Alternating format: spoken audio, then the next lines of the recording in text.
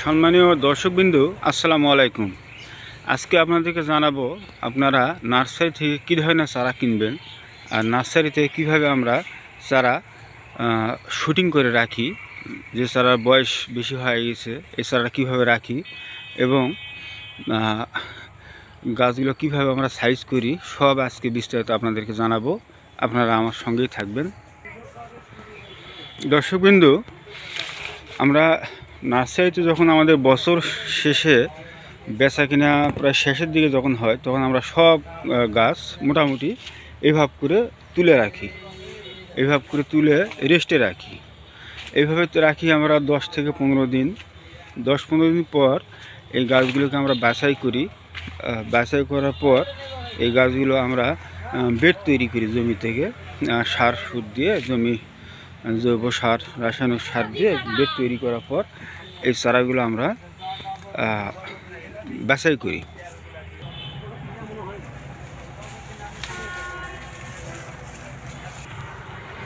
আমরা এইভাবে গাছ বাছাই করে রাখি, যে কিছু গাছ ছোট, কিছু বড়, কিছু মাঝারি।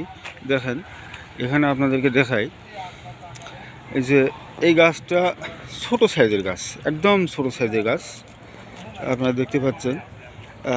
আর এটা হচ্ছে একটু মাঝারি সাইজের, আবার এটা হচ্ছে আরেকটু মাঝারি সাইজের, এটা আরেকটু মাঝারি সাইজের। এই যে দেখতে পাচ্ছেন আমরা বড় বড় গাছ বাছাই করছি আমরা। এই যে বড় বড় গাছ, এই যে বড় গাছগুলা আমরা তুলে রাখি। রাখার পরে গাছগুলো গাড়ি, তখন এই গাছগুলো মানে পরে যখন আমরা বিক্রি করি কাস্টমারের কাছে, তখন এই গাছগুলো মারা যায় না। আর যদি এইভাবেই রাখতাম তাহলে আরও 1 বছরের মধ্যে শিকড়গুলো অনেক বড় হতো এবং কাস্টমারের কাছে যাতে গাছগুলো মারা যেত। তো দর্শকবিন্দু, আপনারা এই যে গাছগুলো যখন আগামী বছর কিনবেন, যা দেখবেন গাছগুলো হয়তো বা চেয়ারা খুব একটা শক্তিশালী নয়, মানে চকচকা নয়, কিন্তু গাছগুলো শুটিং করা গাছ। আপনারা এই শুটিং করা গাছগুলি কিনবেন, মারা যাবে না এবং দীর্ঘস্থায়ী হবে। আর যে তাজা তুজা গাছ, মানে চকচকা, দেখতে সুন্দর, নকনকা, এই সমস্ত গাছগুলো অনেক সময় মারা যায়, জায়গা ভেদে অনেক সময় মারা যায়। আর এই গাছগুলো মারা যাওয়ার কোনো সম্ভাবনা নেই এবং দ্রুত ফল দেয় এই গাছগুলো। এই গাছগুলো আনলে আপনারা অবশ্যই 2-1 বছর আগে ফল পাবেন এবং আগামী বছরই যদি ফল ধরে আপনারা নিতে পারবেন, কোনো সমস্যা হবে না।